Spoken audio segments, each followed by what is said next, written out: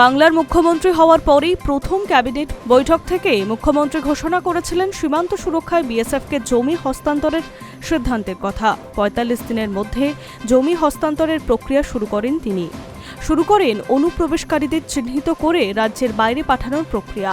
মুখ্যমন্ত্রীর কর্মকাণ্ডের প্রশংসা করেছেন স্বরাষ্ট্রমন্ত্রী অমিত শাহ। বৃহস্পতিবার গান্ধীনগরে একটি সভা থেকে অমিত শাহ বলেন, মমতা বন্দ্যোপাধ্যায়ের জামানায় সীমান্তে প্রতিদিন অনুপ্রবেশ চলত। আমাদের সরকার আসতেই তা পরিবর্তন হয়েছে।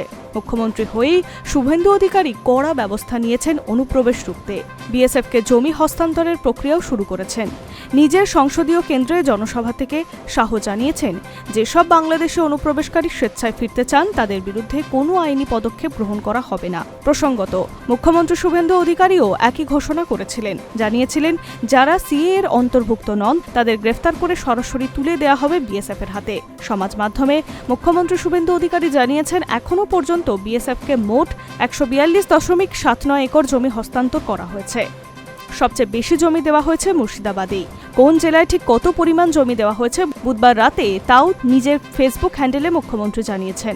অন্যদিকে সীমান্তবর্তী এলাকাগুলিতেও জনবিন্যাসের চরিত্রের বদল খতিয়ে দেখতে কমিটি মঙ্গলবার উচ্চস্তরীয় কমিটি গঠন করছে শাহ। প্রসঙ্গত, আগামী মাসেই সীমান্ত এলাকা পরিদর্শনে বঙ্গে আসছেন স্বরাষ্ট্রমন্ত্রী। High news network.